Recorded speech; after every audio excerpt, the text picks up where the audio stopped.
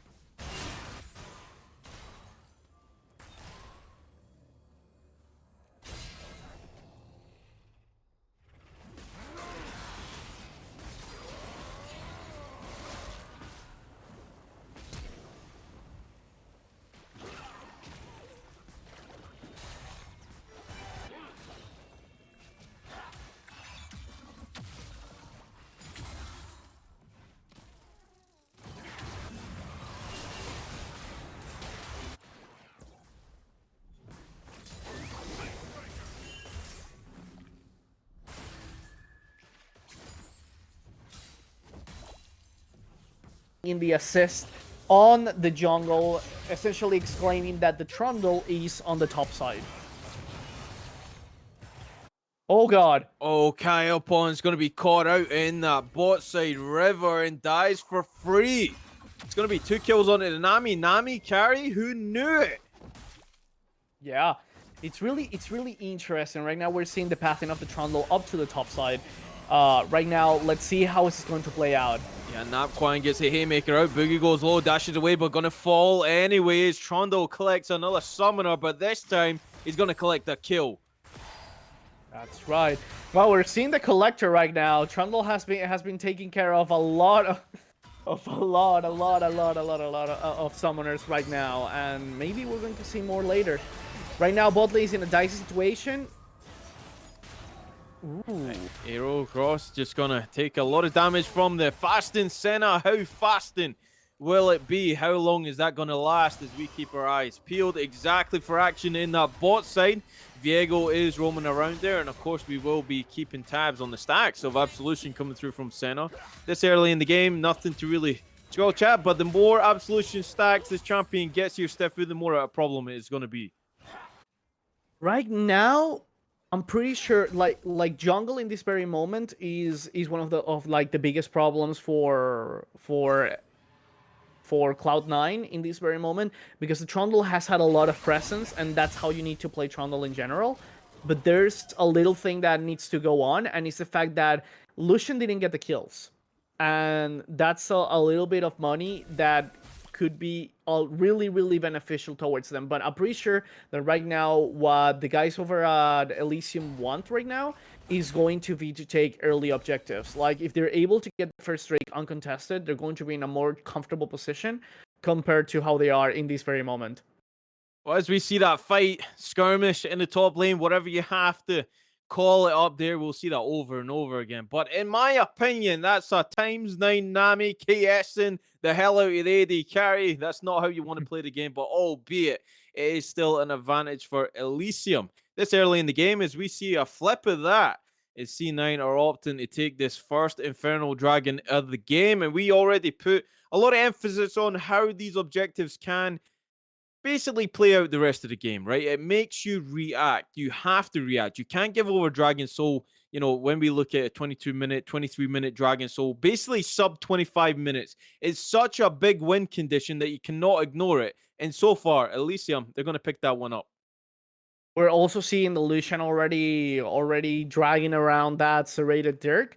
And the Nami already has the Ionian Boots of Lucidity, which is going to mean a lot of really shiny orbs dancing around the Lucian for a while during matches, during different fights.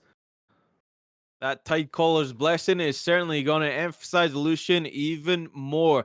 This deadly duo, not expected to lose this lane, but the Senna and the Seraphine are expecting to at least go even or try and stay into the game because that's how they usually want to play it. But as you can see, Dilly right now is doing such a good job in that wave management category. That wave is strictly frozen in that mid side, and it's very hard for them to actually step up. Look at the ward coverage in that bot lane. That battle of nutrition when it comes to the vision, very important when it comes to the bot lane.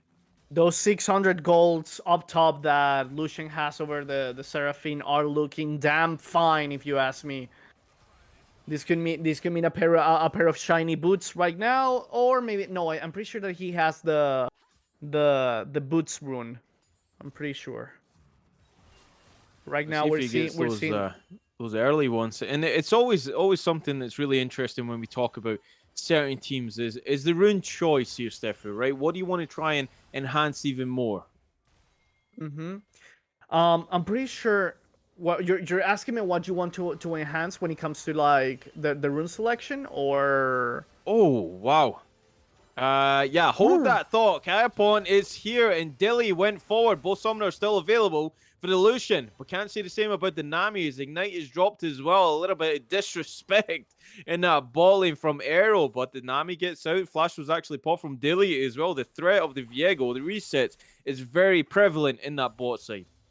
3 summoners are off on the side of Cloud9 at this of Elysium at this very moment, which means that they could be prime food for Viego. Dodges the Aqua Prison, but the flash forward going to collect that one. It goes on to Seraphine, and that's who you want the gold on. Absolutely. Right now, that puts Seraphine at 2,500 gold against the 2,800 that Lucian has at this very moment. And remember, even though Lucian does a lot of damage, the ultimate that changes battles in general is Seraphine's. Has to be said as well, for the side of Elysium here, they actually picked up the Herald. So they are on point with these rotations straight to the objectives. And Romeo, he's going to get that blue buff as his chomp goes through. And then the pillar to disengage the set. Napquan, unlucky. That was a beautiful pillar. Just a little bit too late to the party there. That pillar was absolute fantastic. And right now, Otter just needs to do what Malzahar does. He throws an E and walks out of lane. Straight up. No reason to be... right now, he was a little bit ballsy. Walking in front of the Sylas. Sylas just like... literally auto-attack him, use the E, and he lost half his health. So he's in a position that he needs to play really, really safe. Well, there's actually a ping going down there for the Trundle, but Showstopper goes on to Boogie. His Napquan, and he flashes out with a Haymaker. No true damage going through, but you're going to get sent to the grey screen simulator. How many more times will we see that as the Trundle Romeo looking really good in this early game?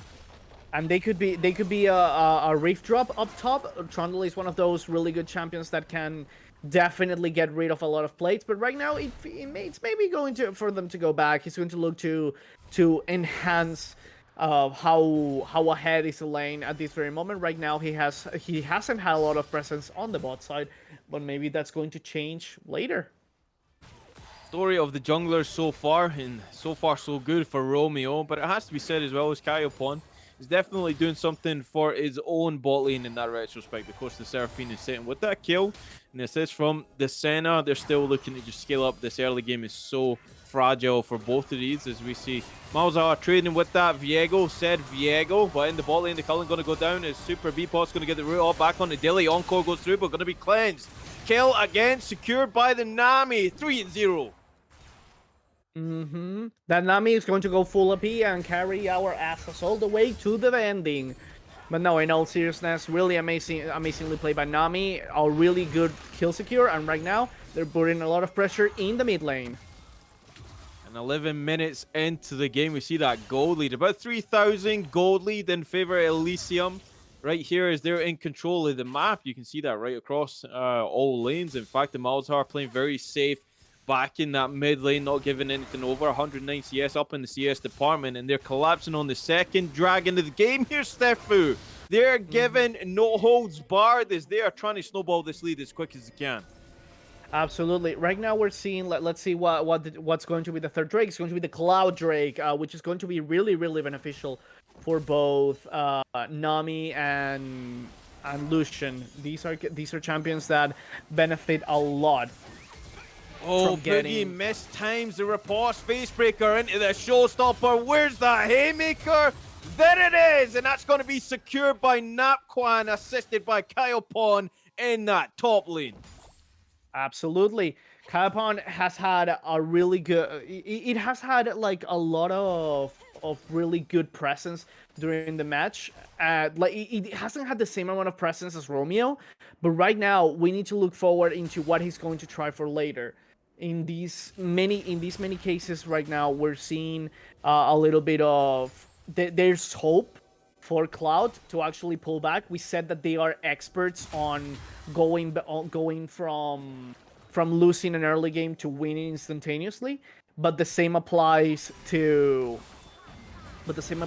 now to... Same applies to Ren. Oh, still alive. The healing is significant, but Dilly collects it with the Cullen. Any more follow-up as the team is wrapping around? Here come the Goon Squad. Wupong, Kyopon, looking for something. Everfrost is going to tag up Arrow. The Nami is on a timer. Aqua Prison. The Flash is going to be expelled. And Shutdown actually goes over to the Viego. That's pretty big onto the jungler. You don't want to see a fed Viego. We don't want to see a fed Viego. I swear to God. It's really amazing right now because, okay, the thing that I want to point out this very second is that Viego, even though that didn't had like these really big presence in the early game, he can still pop off like instantaneously. It's one of those champions that he just is like a couple of really good fights, and he is like not only still in the game, but over you and flat out dominating the match. And they need to be really careful about it. And of course, you can see in the inventory as well, those items are starting to come through here, Stefu. We're seeing the Blade of the Ruined King, which is scary. But another thing that's really important is that even though if Viego goes in pretty amazingly, there's a really big chance for him to fail also by going in, because Malzahar can flat out deny Viego if played correctly. That mid lane, so volatile when it comes to fruition. If they are to collapse onto anything, as we see that blue buff going to be heavily contested, is Napquan going to be collapsed on Facebreaker, going to go straight onto the Trundle, but I believe Subjugate was already popped to try and get some stats back. Romeo going low here, he could get shot down, 150 gold available in the Trundle. He is certainly going to get that. Is the Silas going to collect that one, but they will come back with the Malzahar. The opposing mid laner coming through to try and help out the rest of the team. Heartbreaker used to negate any further engage in that blue side of the jungle. Really unfortunate the death of Romeo on that side, because he definitely dropped a little bit of money on there. 150 additional gold from the kill. Oof. But it was really fortunate also that the top laner wasn't there at that moment. It's really sad, but there's still a lot of hope, and that second Rift Herald may be something that it's going to be really beneficial towards them. But let's see if Seth has anything to say about that. Let's see that Senna go down again as Dilly and Arrow. They are sneaking around in that brush. Teleport coming in, Encore going to land, but the cleanse is going to be popped by Dilly, going straight onto the Seraphine. She's going to be put down to about 10%, but Dilly not in range. Going to get out of that one as Silas goes across the wall to repay the Cullen favor. Dilly will go down at the end of that, but the Nami again, Arrow secures the kill onto Seraphine. Oh my God, Arrow doing a lot of work here. 4-1-2. He's holding on to over 50% of the kills of the match. It's so cool. I love it. Nami's just popped off the hell off in this game. I mean, this game is flying by here. 60 minutes into the game, I believe it was a 3,000 goal lead, but we're looking just a little bit over that now for the side of Elysium. They are looking pretty devilish in this early game as we approach that mid game, which is so important for a lot of these carries in both sides here. Is that the kills are not where they want them. Like the Lucian is just 2 kills in, while the Nami is 4 kills in. You have the Malzahar has 1 kill, but the Fiora has not any kills. Up to 2 kills are placed on Romeo. Like they could fall off really hard if these carries are not fed properly in the next couple of fights. Well, let me hit you with something, Steph. Basically, give Nami all the kills so it's easy shutdowns for the opposing team. Is that not a great win strategy or what? We're going to see a fight here. Tidal Wave goes in, but it's just cut off for the rest of the team as Kaiopan going to fall just before the Dragon enters the fray, and it looks like they will get their 3rd consecutive Dragon of the game as the opposing jungler falls. Bought out of position, the poor Viego, and right now they are trying to stop their their best effort the Sylas from getting anywhere close to this dragon. Now they're pulling up, they're pulling back, but the fighters are not allowing it. The Malzahar trolling a little bit as those bees are buzzing around the wrong neighborhood. The Shelly's going to be dropped in to the mid lane 2nd tier. Going to go down, and that's pretty good rotation coming through. Chain's going to go in on the riposte. They're going to duel it out. Here's Wupong. Everfrost on the boogie, but Romeo is at the back of that. I believe the subjugate was popped onto Wupong. So tank stats completed. They're going to disengage. Nothing comes of it, but they do get that 2nd tier in the mid. Really disjointed fight right there. I don't know if they were communicating well enough, but that could have been devastating if both of them got killed in that fight. They need to be extra careful. Right now we're seeing the gold difference in the side of the Trundle. He's 200 gold on top of the Viego. On the other side, 700 for the Fiora. And in the side of the Malzahar, he's really well ahead. He's at least 900 gold on top of the Sylas, which is really good for a champion that requires a lot of resources and a lot of positioning and decision making to do well in a match. Positioning is everything. Is when these small skirmishes break out. You can see the fine margins that it is as Viego got caught out before that dragon, which means here, Stefu, that soul point already achieved. We could see it again. That win condition of the sub 23-minute Dragon Soul is on a timer now, and it's going to force a reaction out of Clout9. Now, you can't give that over, but they are opting to keep that set into the top lane. We haven't seen any provocative teleports coming through. Teleport actually down on Napquan here, but it is up for Boogie, so potentially a play might be in the works here as they duel for vision in that top side. Look at the wards right across the board in that river. Top lane is no man's land. Like nobody goes there.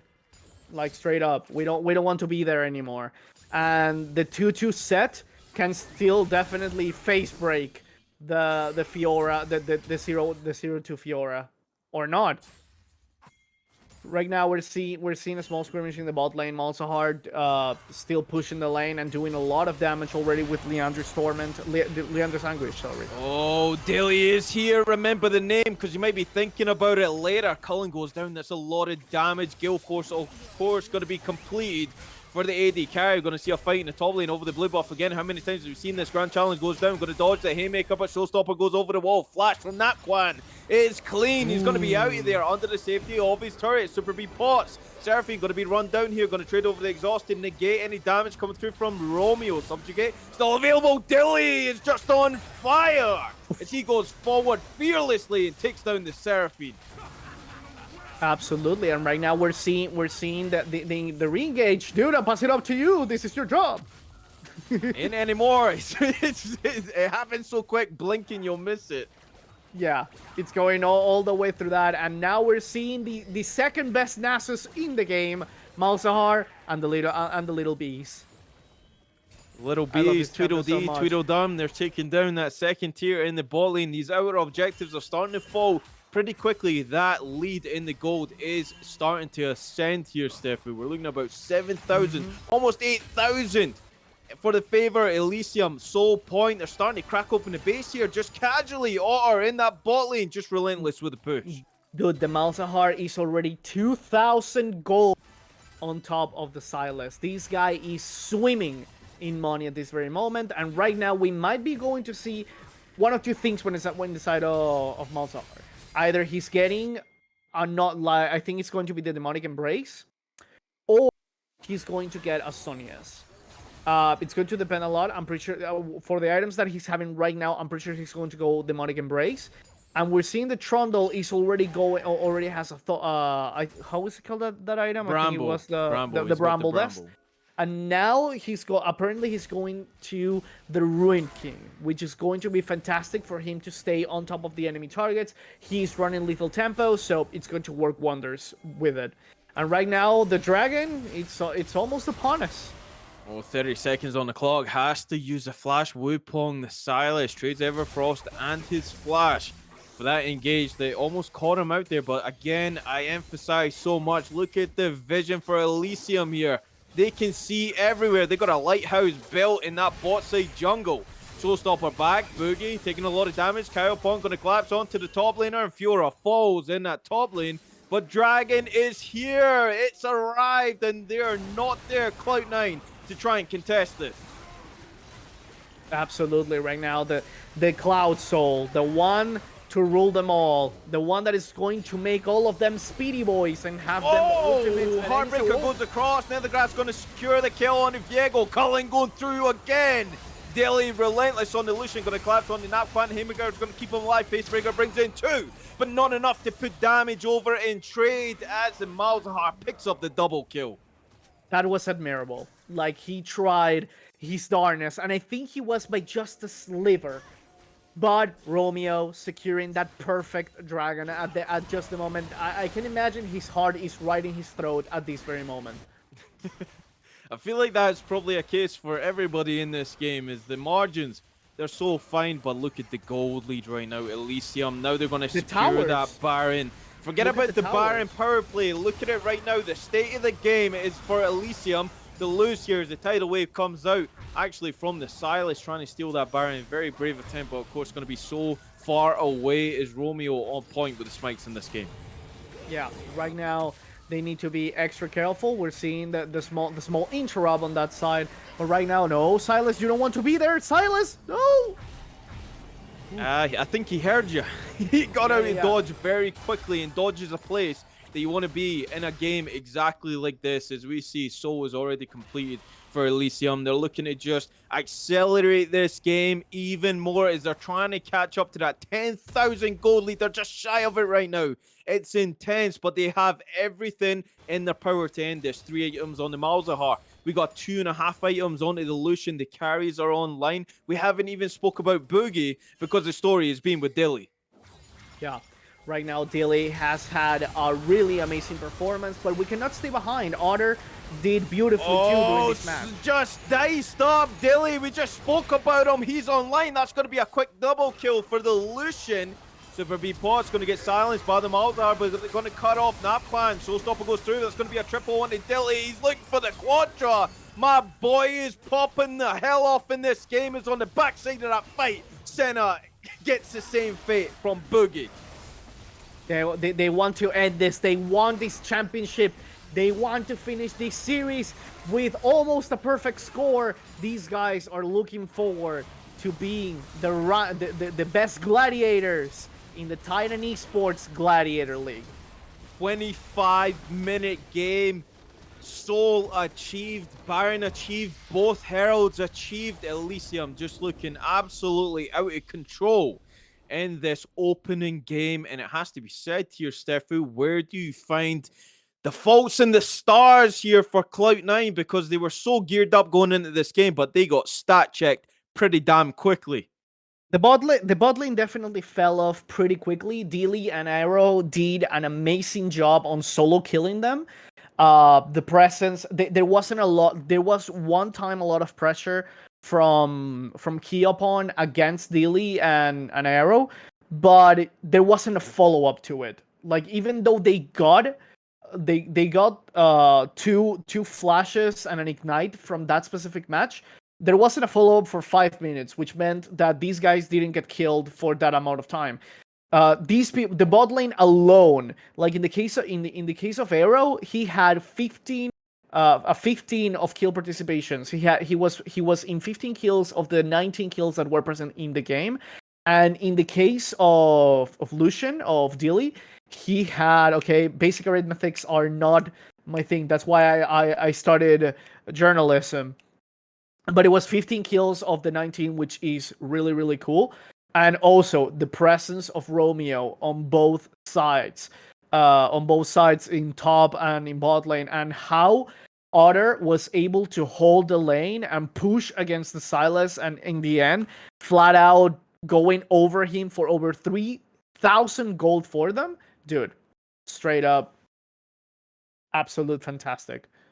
Well, it They did. has to be said. I think you got it in one, right? The Trundle was so proactive in that early game that it just made it very problematic for the Viego. The invade onto the blue side and that top side made it, we've seen that 1v1 even before the level 6 was achieved, even before that subjugate was a conversation.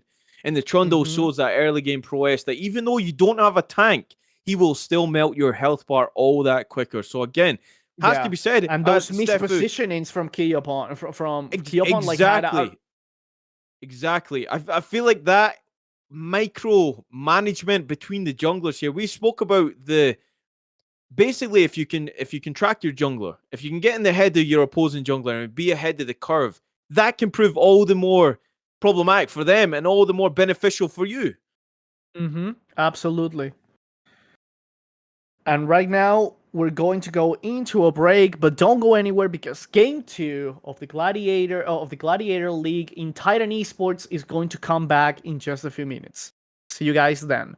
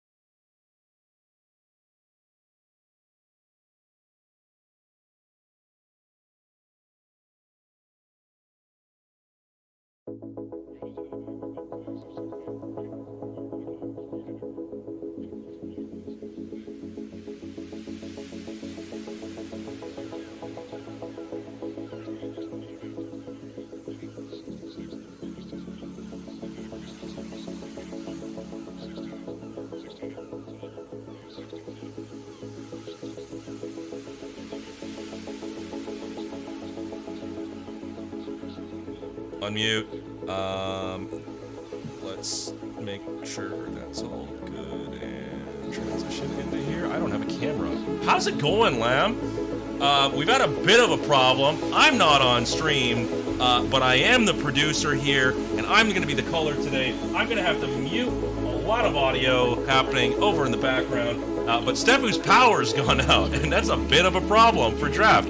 That being said, we're getting into it, and I am able to see everything. And one of the things that I'm seeing here is that we've got some interesting bans being picked up. I wasn't really paying too much attention to the first round of bans because there was a ton of technical issues. That being said, we've got Graves, Shyvana, and Lucian taken away so far.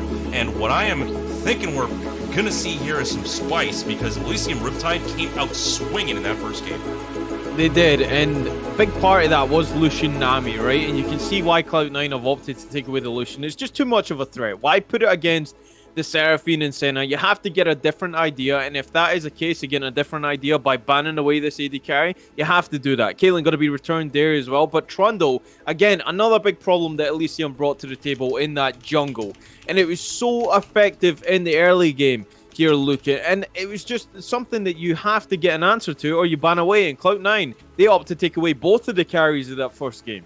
They really don't want to see some of the problem makers happening from there. That being said, an answer back with a Kindred. Not wanting to see that champion is fairly understandable if you've got some form of hard engage, or you've got something that you want to kind of just burst in over into that backline, over onto the damage that Kindred can actually apply. And I will say, answering back with Seraphine as the first pick is very understandable because it did actually have a decent effect in that first game. And Seraphine, I mean, opting to run it back here is pretty interesting because Clout9, the Seraphine Senna didn't really pay anything into the kitty to trying to win the game, trying to extend the goal lead or get objectives in that boss fight, because we've seen a sub 23-minute Dragon Soul coming through from Elysium, not messing about in this one, and they're going to lock in Misfortune. Now against the Seraphine, that's a little bit dangerous here, looking, because the ultimates, they coincide, and it's pretty interesting how you see both of these champions in the team fights when they start popping off. Is Lilia going to be potentially locked in? And this is a champion that's been played by the jungler several times this season. Oh man, already very unique picks, and outside of the meta, and I mean, like, as far as it goes, meta's going to be shifting very much tomorrow too with that preseason patch coming out. But before we see that, seeing that duo does enable a lot of things. With an AP jungler, or wherever it kind of goes, it means that you can actually open up some AD picks in places that they're not usually picked up. What is going to be the answer though to Lilia? And my understanding of Lilia is actually very broad, as much as I do have a lot of game knowledge, but I do believe that she's actually got one of the very quick clears and one of the faster ganks that she can actually apply with a decent amount of damage available for if she is going to have that skirmisher power. That being said, Viego being answered back is another great pick as well too. Viego has a good amount of burst that he can actually apply to these fights fairly early on, and as well as that, he's got the CC and the early gank potential that lets him have a lot of agency within that first portion of the game. And with his ult resets as well too, he can really get a game rolling. Karma followed up with that. What are you thinking that's going to be happening from there, as well as this last pickup in the first round? So interestingly enough, that Rin's Karma has been predominant. This is a champion that this individual certainly knows, and it can emphasize the rest of the team, especially in the small skirmishes when it comes to the bot lane. Karma is a very reactive support, and actually proactive, if you want to try and put it in that retro sense as well, because she can do both, and she can do it better than some of the champions. And it has to be said, I'm a little bit a fan of the Karma. Now Bambi crossed with Sonic, and you get Lilia. You're spot on. The speed that this champion can do to clear the jungle as fast as they can, and as well as having that little lullaby, can change team fights also often way more than a lot of champions going into this. Now it's really interesting as well that they're often to run back the Viego, because Viego in the first game, like, I feel like we never even spoke about the Heartbreaker. We didn't really see the big resets coming from the Viego, and that has to be said that Elysium just played the team fight so much better. I definitely think they did end up playing those team fights better, and I'm thinking it might have been just a miscoordination of what they could have actually applied within those team fights. They did have a clear goal on how they wanted to approach them, but I didn't feel like they really got the chance to approach them in that fashion. That being said, though, I do have a really important question in regards to the draft. Why do they call him the Heartbreaker when if he's Viego? When honestly, like, based on his lore, he seems like the Heartbroken. Like, it seems kind of counterintuitive to his title. You know? He's seen Viego gone ghost last game, so he had no lovers duo here looking, because that champion just did nothing in the last game. Let's be honest, because this is the finals. Clout9 have to bring it all to the table. They're doing the salty run back. Will it be salty enough, or will they pull her off here? Is Tristana going to be hovered? But Blitzcrank going to be locked in here is extremely, again, interesting.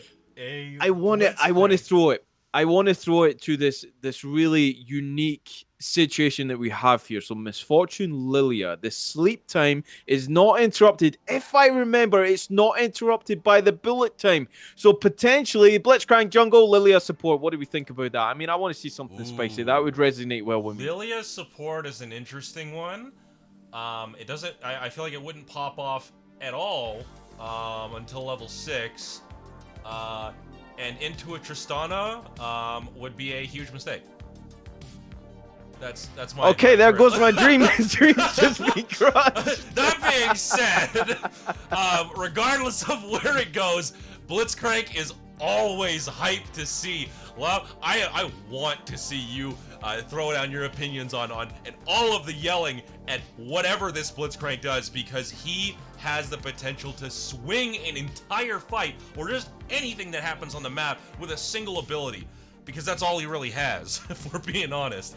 That being said, though, it being picked up does allow us to see kind of what they're going for here. And when you do look at it, it's very much you pull in somebody, you're locking them down, you're setting up so that the fight is set before it even happens, and then when they start to walk over at you, you've got a Misfortune ult right in your face, and there's a lot of backpedaling that's kind of being done here, or at least setting up for picks. Now, if we're looking at how the other side wants to go over onto Clout9, I do think that they've got a bit more of an accelerated game plan to make sure that they can't actually do that. Yeah. Although the Blitzcrank does throw a wrench or a hand into their plans, I think we're kind of looking at it a very interesting comps when we line them up directly against each other here. So the Blitzcrank's job in this game is literally to pull everybody but the fat man. You don't want to pull the Gragas into the team composition, because all hell breaks loose. When this man's hungry, he feeds. And that is certainly something that is predominant with that champion specifically. Now, Cloud9 have it all to do here. We're seeing just a reverse in the second phase of the draft here. Of course, the Karma is going to come out. They're not going to opt for that starving Senna, who was starving. Can't say the same about Gragas. My man's put on the pounds, and he's looking good for it. But in this one, the Blitzcrank, it's all on the hook. If you get the hook on the right person, the Seraphine, of course, the Karma can go in there as well. For the sake of her shield and the boost that she can get, very immobile once she's pulled into a 5-on-5 skirmish. And of course, having the Misfortune, the AoE abilities, and the potential lockdown in the Miles of Heart, it's almost going to guarantee a kill. Now, the Tam Kench is really interesting here as well, here looking, because Tam Kench against Gragas, it doesn't really spell well for the Gragas, right? Because with that cheese pick, if you want to call that, in that top lane, the Catfish just wants to push that Gragas as much as he can until Gragas can certainly get items, and then he can wave clear, and he can't really trade well with the Tam Kench. So the roams coming through from the top laners is going to be emphatic. Where can they be first? And again, the junglers, I mean, we got some speedy clears on the board here. That's for sure the truth when we're looking at it. And when you're talking about the top lane as well too, I guess my question really does come down to who catfished who here in the Tam Kench or in the Gragas. Because if we're looking at what we can kind of expect from these fights, throwing a Gragas is a pretty big wrench into the plans of what you've got from Elysium Riptide. You actually can make a lot of picks with that champion, and it could really disrupt as what his title is within the comp scene.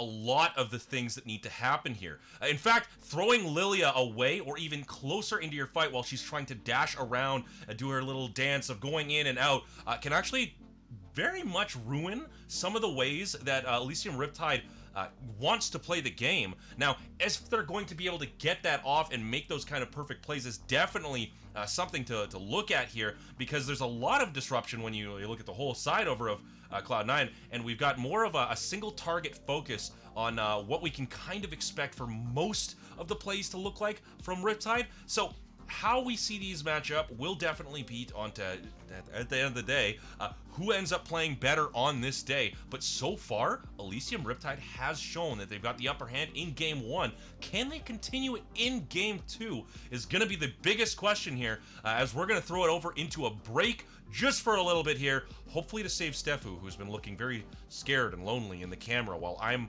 actually talking, and he looks sad. As his power has been going in and out, but we know that it's at least consistently on right now. Can you throw up the thumbs up there, Stefu? Please, let me know you're okay. And we're going to go into this one for the break and make sure that we can get everything all fixed up, because, man, production has been a little bit of an interesting one here. But I'm Lucan, that's Lum, and we're going to head right back over to the break here and get back to you guys once again after this short break.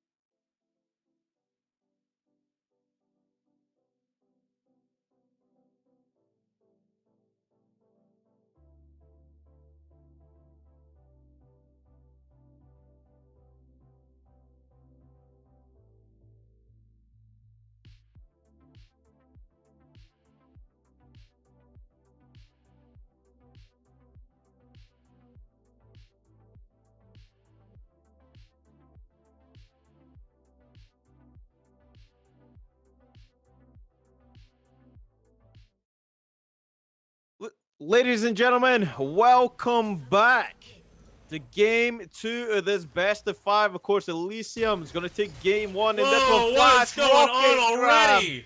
Oh my god. Okay, Super Meat Boss, the We Dark don't even get Harvest an Frog. introduction. Gonna be Pop. Yeah, looking is here, stepping in for Stefu as the power issues are still consistent with him. We send our prayers, our love. We need Stefu back, but in the meantime, I mean, we're very blessed. A producer who can do it all. He can cast as well. Yeah, I can check audio levels and then mute my mic on stream so I can make sure everything else sounds good for you guys. And you know what I can also say? I can say that this Blitzcrank is already putting in the work and showing that he's got a 100% hit ratio on that Q. And it wasn't even a minute in.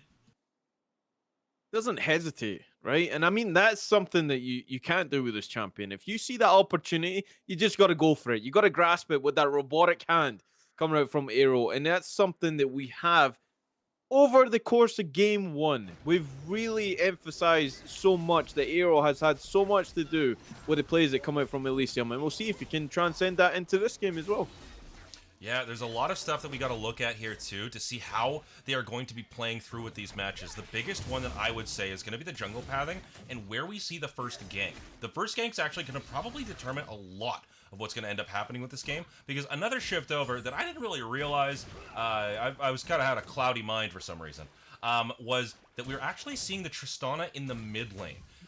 Looking at that matchup, it actually does change the dynamic quite a bit. One of Malzahar's biggest strengths is his ability to just toss over the E over onto that wave and then leave and know that he has the superior push. Against Tristana, for one, level 2 is a huge pop-off time for this champion. I'm surprised it's not being abused a little bit more, but it also means that Tristana can push the wave back just as hard, if not harder, in a lot of this matchup here, meaning that it opens up agency and priority in the map for Viego to kind of have this this look over into other lanes, and then for Tristana to actually follow up in a similar kind of fashion, almost neutralizing the lane power that initially would have been had. That being said, it is seeming like Lilia has the faster clear, and they're both going to be ending up going top lane, where they might meet and have a nice little meet and greet, and you know, maybe a grand old fun time.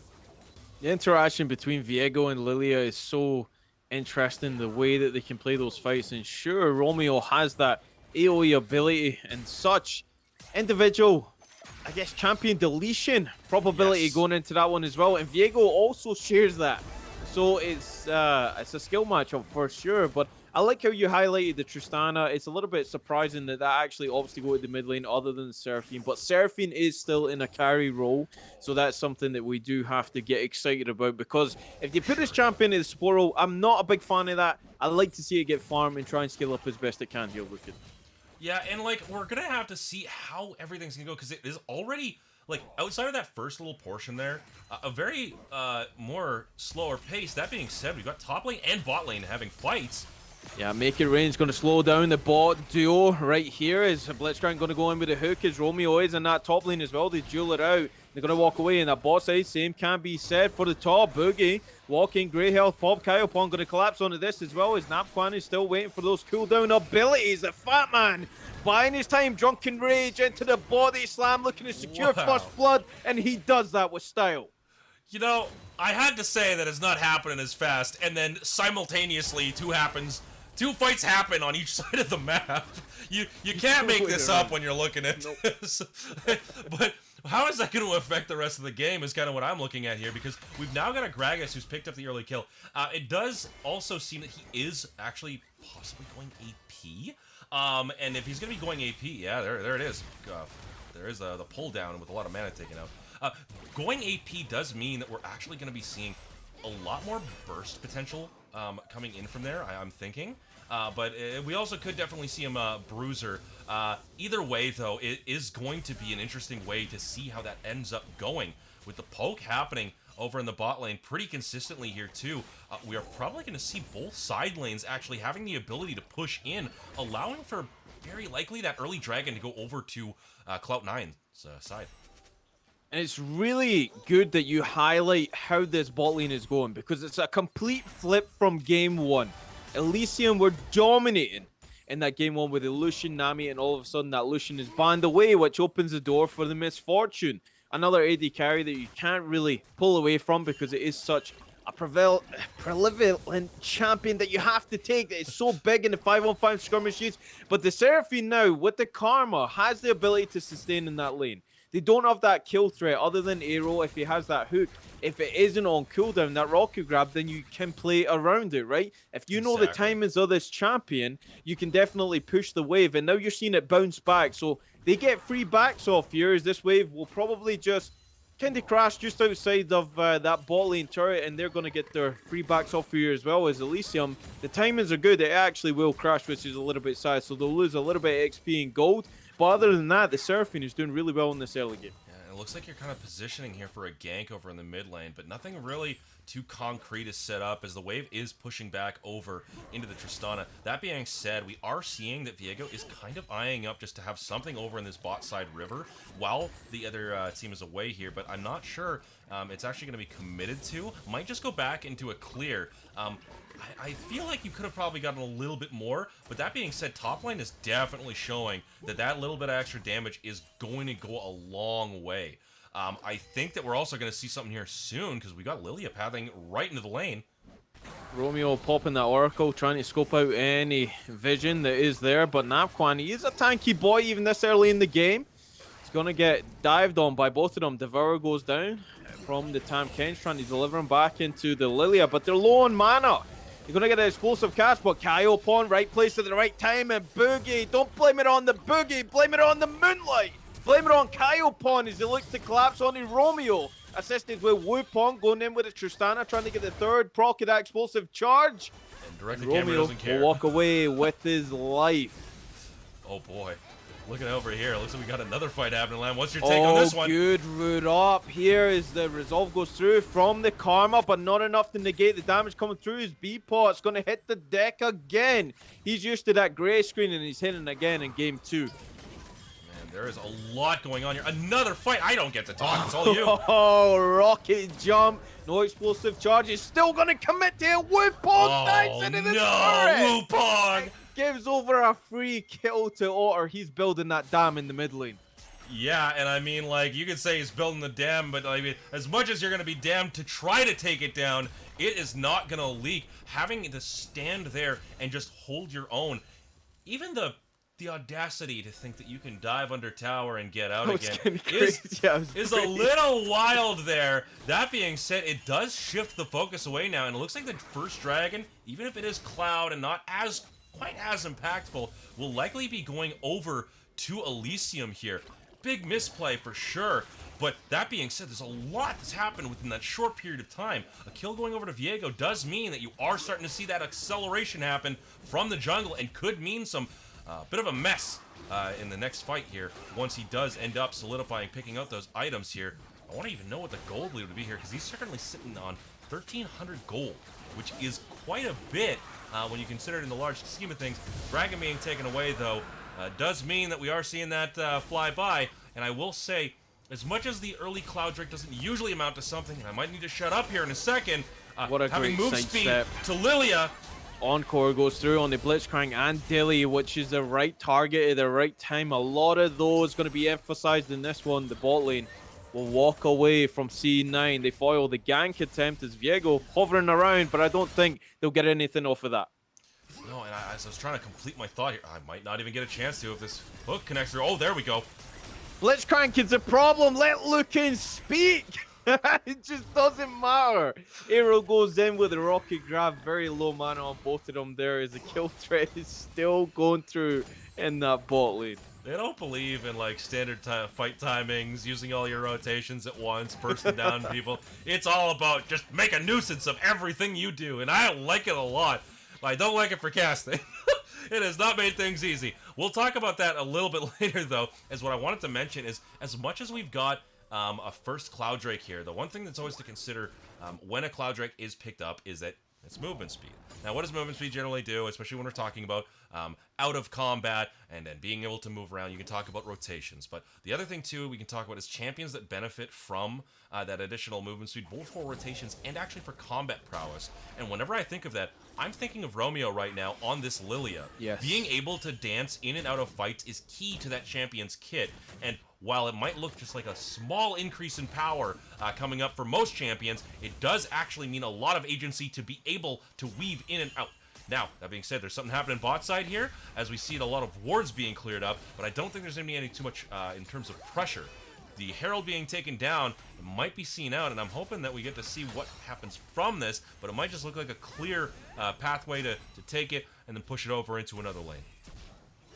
Viego and Gragas opting to take that one. Good rotations actually coming out here from C9. They don't want to go quietly in this one, right? They gave up every objective in that game one, and they're looking to right the wrongs of game one, actually, in this one. But Wukong in that mid lane should have had the advantage over the Malzahar, but that's a little bit of a mistimed window now looking, because the Malzahar is doing very well in the CS department, and he has items free of charge in that mid lane. Yeah, and Malzahar not having anything kind of tossed against him in this early game is scary for coming into the late side of the game. That being said, we might see something happen here with possibly having the ult up. I haven't seen him kind of just pop it down here from Otter and look to just kind of make any sort of play. But there's nothing too much that can really be said about that as the wave starts to get cleared. But talking back on Malzahar here. Romeo looking for his Juliet. He's found it in the form of B-Pots, but Dilly gets on the board. Second kill of the game. Man, oh man, that's, you know, there's not really too many moments that I'm getting the chance to break down some of these things here, but after that fight and getting that pick over onto the Seraphine, it's not looking ideal. That's one way of putting it, I'd say, for the way that we can look at how Clout9 needs to accelerate this game if they want to stop the relevancy of what I was trying to talk about with that Malzahar. Ooh, almost hitting through, and also have to pass it back over to you. When Malzahar starts to get into the later portions of the game, the amount of damage that he's actually able to do just from his innate amount of ticking DOT is crazy. The items that he ends up picking up actually can completely change a fight without you even understanding that something's happening, because one day you're there, the next day you're not. Just like how cancer regularly takes us, Malzahar's cancer that he procs onto you with his E very quickly spreads over into the people around him. Now, with that being a worry in the fights, I do not, if I am Clout9, want to see this game get to 30+ minutes, because at that point, Malzahar starts to become a menace in any sort of fight. That being said, he's already popping in. Where's he going to use his ult? Yeah, he's looking to be a menace right now. He's a silence, will go wide of the Seraphine, but gets a flash, more importantly, for Super B-Pots. 0-2 so far in this game. Is Napquine going to body slam straight in his own turret? He's going to feel good about that. Follow the gank attempt from the Lilia, but ultimately Romeo was just looking to reset there anyway. Zero and Dilly, they are a dynamic duo that we keep talking about over and over again in this series. Rocket grab, we just spoke about them. Bullet time encore. Too little, too late as Dilly picks up the free kill. Has to use the flash, but he is styling in this series so far. How many times does he have to teach you this lesson, old man? It keeps happening over and over again. You can't walk up that far. That's a blitzcrank. He has hands. And honestly, when I see that you're not getting out of his way, I'm thinking that you don't have feet. Because at the end of the day, it does not end up for a net positive, especially as this dragon's up now, and they're going to end up trying to take that. Explosive cast on a Boogie, which means we're going to see a battle of the titans in this top lane. The fat man going to be devoured. How's that? For an acquired taste, Gragas, as your BMI says differently. He's burning. That's going to be a solo bolo in the top lane for Boogie. Well, I guess we now know who got really catfished here. So, oh boy, I'm not allowed to speak. Yeah, Nethergrass straight onto the Tristana. He's going to get lullaby by Romeo. Survive for just a bit, but Flash going to go forward. It's Kyle Pond burning. Look at the burn from the Malzahar. The Leandre's already complete. Swirl Seed going to go wayward to that one. That's going to be a spare in ball in terms. Spare you for now. Is Wupong ain't going to be spared no more. As the Aerie actually kills the Tristana. Oh, the Aerie and the Dot just tore him apart. To shreds, you say? And honestly, it's a horrifying sight to see. And that's only a preview of what you can expect, because that, while it was just the E procced over onto the minions, is what Malzahar can do to you in the late game. 15 minutes from now might be accelerated to 10 minutes at this point, because, oh man, he's got 2 kills, and that's a whole lot of gold, and he's just about to spend it on his next item here. and I'm afraid to see what he picks up. Well, speaking of time, 15.5 minutes into the game, we're looking at about 3,200 gold lead for the side of Elysium. They've been ahead in both series so consistently. Their path in the macro, the understanding of the champions that they lock in has been looking so good. Look at the Malzahar, look at the Misfortune, even at Tam Kench getting in on the solo bolo action. Speaking of action, Rocket Grab going to go into the Fat Man.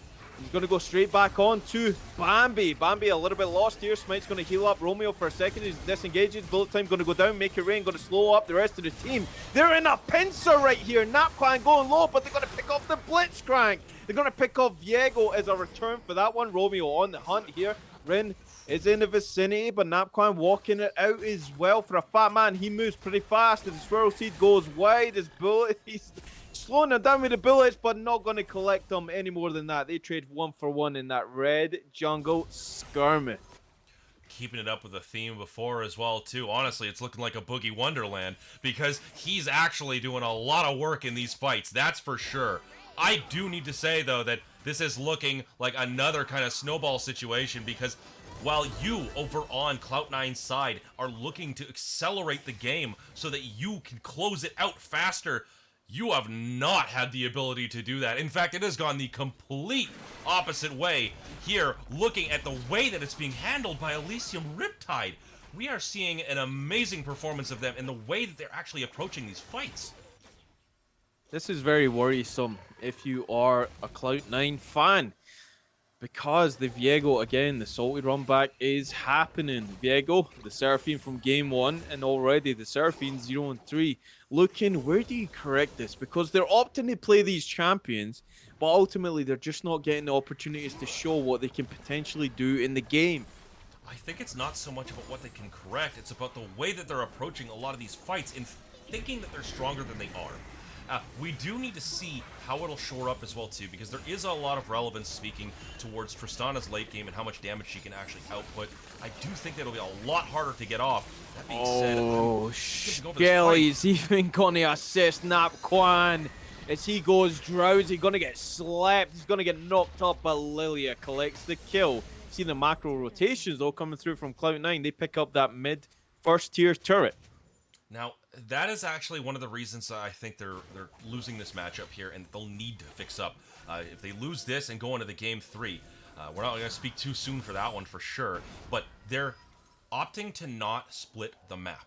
And it's almost in this way where, you know, they did make that push over into the mid lane and take that tower there. But a lot of times when they're having opportunities where they can give up in one area and then move and gain so much more in another, they're not choosing to actually go for it. There's actually a lot of standing gold as well as bounty gold on these towers, and they need to be focusing on that kind of pressure if they want to get back into this game.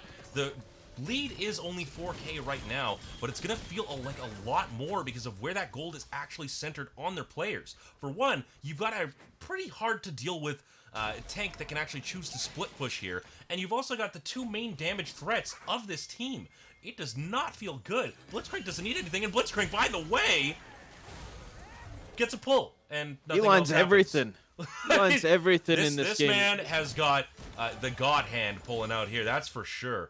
But that's one of the things is Blitzcrank isn't really a champion that needs to have any gold on to be relevant. He just needs to press that one button. For better or for worse, that's his entire identity.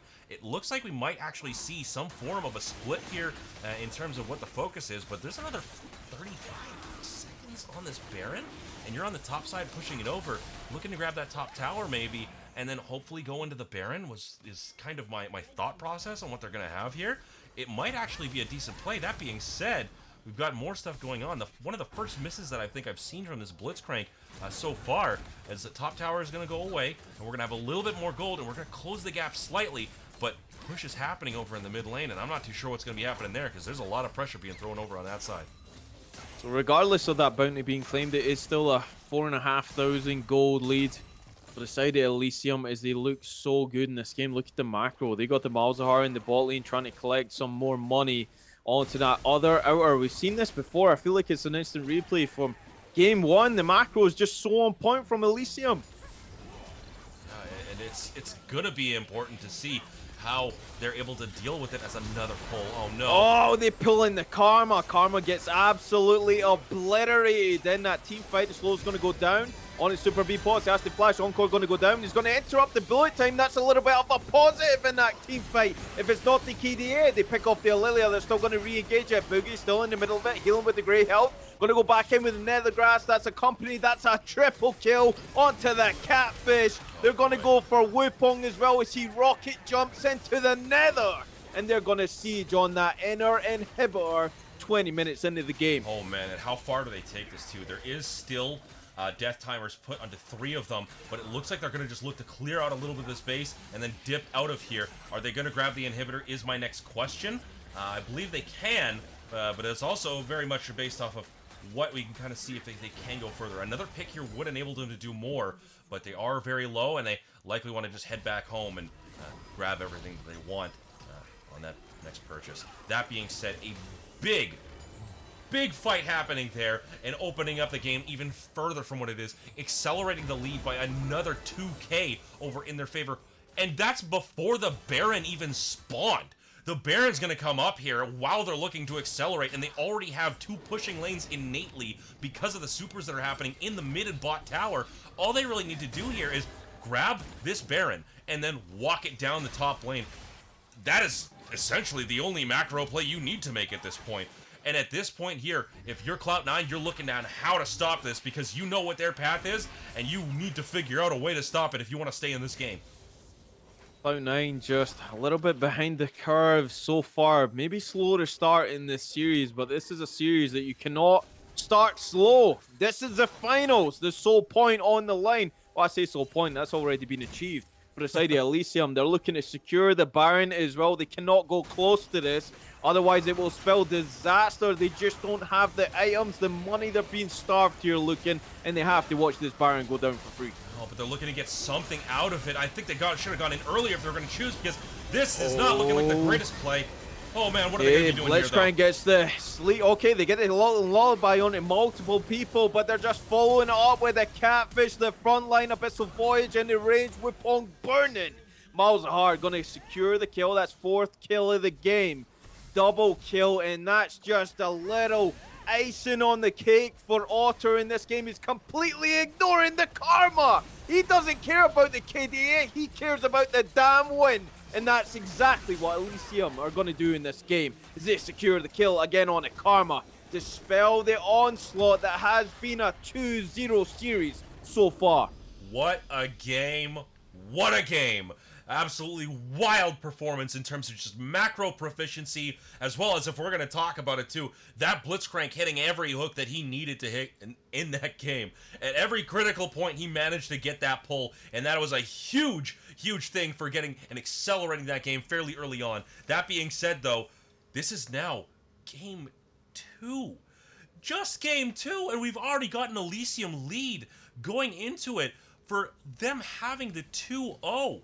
Man, oh man, if this is the way we're looking at it, there's just going to be a game 3, but do we know if there's going to be a game 4 or 5? I don't know yet, but it's looking like there might not be. The reverse sweep, and that's the only thing. It can only be perfection from here on out, and if it's not perfection, then it has to be damn near better than what game 1 and 2 have been from Clout9, as they are just getting, I hate to say it, they're getting gapped, right? The Elysium just seems so much better with the macro, the micro things that happen in the game, dictating the way that these games end. We've seen multiple times the emphasis on the objectives. Of course, they're going to trade over in this game for Shelly, but what do they get from it? They get absolutely wiped off the face of the Rift, and at this point, it feels like the support, it feels like the jungle, it feels like the top can pick whatever they want. Because the AD carry Dilly, along with Romeo, are just dictating so much in these games that it doesn't matter what the opposing team picks. It doesn't matter what your other laners pick. As long as the synergy is online, then it's certainly going to spell good things for them. And again, Otter in this one, pulling the Nethergrass to secure the kills as well. The Malzahar's looked really good. So it has to beg the question, do you ban away this Malzahar in the next game? Because ultimately, it's got lockdown potential. If you have that individual carry, it's going to take it away. But this game especially, they didn't have that. They didn't have that option. They didn't really have a good way of dealing with him, and that was one of the things that I felt like was really kind of hurting them there in that position. Well, they picked up that Malzahar. On the flip side, they didn't pick up anything to dive the Malzahar, or even dive the MF, really. The best option that you had in that particular way of handling with it was actually going to be if you were to grab, like, I guess, throwing in the Viego and having him start out the fight on the front line with a flank, or just looking for that angle there, getting behind them, and then maybe following up with something. Like, you didn't have too much to get back there, right? It's just, that is the one area that I want to see change from Clout9 into this next exactly. game. Change. Stop picking the Viego. Stop picking the Seraphine. Play for the lanes. Forget the scaling. Forget the world's comps. Play for your comfort. The Seraphine's not working. The Viego's not working. Change it up. Make them guess. Put Elysium to the sword. Make them play into you. Be strong in the lanes. If you're going to lose the game, at least show promise in the laning phase, because you've ran it back twice now. You have to change it up. It's the damn finals. Do you really want to go out on a 3-0?